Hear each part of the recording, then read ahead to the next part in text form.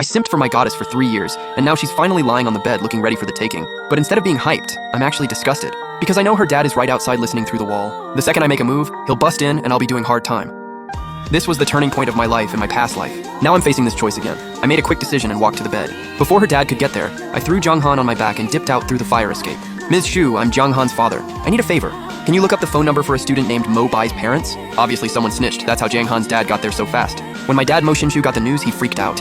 As a lawyer, he knew exactly how serious this was. If this went down, my life would be over. But now wasn't the time to panic. Mo Shin-shu hung up and played it cool. Honey, I gotta head out for a bit. Don't wait up. Get some sleep. The kid went to a class reunion and isn't back yet. Now you're going to a party too? Haha, just got a tricky case today. They can't handle it, so I need to go check some files. Fine, come back early. The moment Jiang just saw Mo Shin-shu, he stormed up ready to throw hands. You really raised a great son, huh?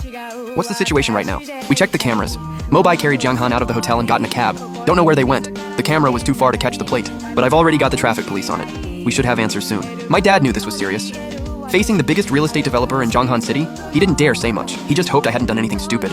Luckily, Jung-han called just in time. Hello? Jung-han, where are you? Uncle Jung? Hi, this is Mo Bai, Jung-han's classmate. Mo Bai, she had some drinks and her phone died. Couldn't reach you. I was gonna let her rest at the hotel until she sobered up, but she kept getting worse, so I brought her to the hospital. Hearing this, Jung-jo and Mo Shin-shu both breathed a sigh of relief. Thank God nothing happened. After telling them which hospital, the phone in my hand died again. Jung-han woke up too. The first thing she saw was me holding her phone. Talk about awkward. I just called your dad with your phone. He should be here soon. Jung-han said thanks and went quiet. Even though she was out of it earlier, she still knew what happened. When she felt me carry her into a hotel room and put her on the bed, her heart was in her throat. She'd already accepted her fate, but I didn't do anything to her. I even helped wash her face. Since you're fine now, I'm out. For some reason, Jung-han felt a little sad watching me leave. Back when she had a cold at the school clinic, I'd fake being sick just to sit with her on IV drips all afternoon. But now I'm acting so distant.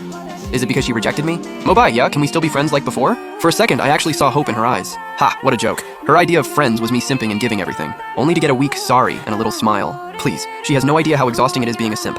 When I shook my head, Jung-han's heart sank. Oh, you're awake? You'll need one more IV bag, though.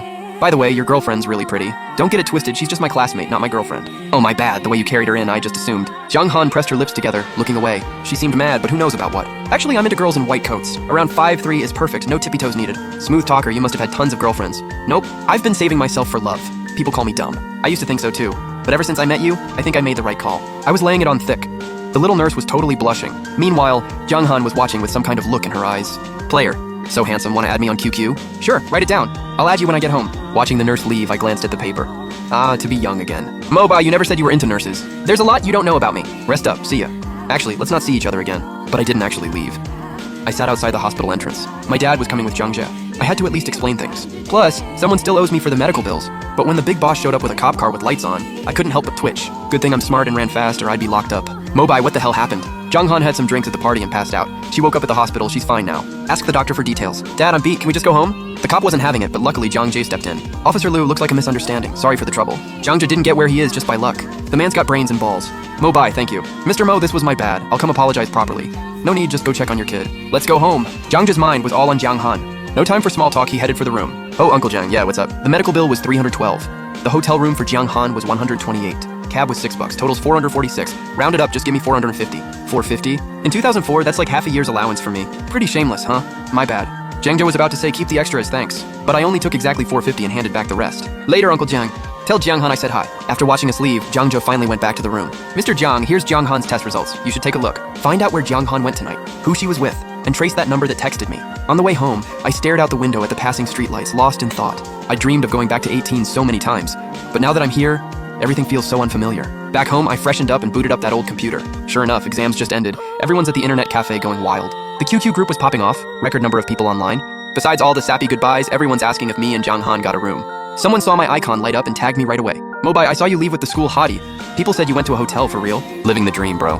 I smirked and typed, 1 night's worth 1,000 gold. Catch you later. The second I hit send, the group exploded. But it didn't last long. Jung-han showed up and shut down the rumors. At the same time, a DM popped up in my chat. Why'd you say that stuff in the group? Say what? Whatever. Thanks for tonight. Back in the day, I would have replied instantly. But this time, radio silence. Minutes passed. Not a peep from me. Where'd he go? Soon after, my QQ icon went gray. Next day, the sun was blazing. I finally rubbed my eyes and got out of bed. Nothing had changed. I fully accepted the fact that I'd been reborn. Mo Bai, are your parents home? It was Jung-han with 2 classmates. They're at work. What's up? Mo Bai, it's this late and you're just brushing your teeth? I remember this class president Liu Qiang, another one of Jung-han's simps. If you're just here to ask about my dental routine, I'm closing the door.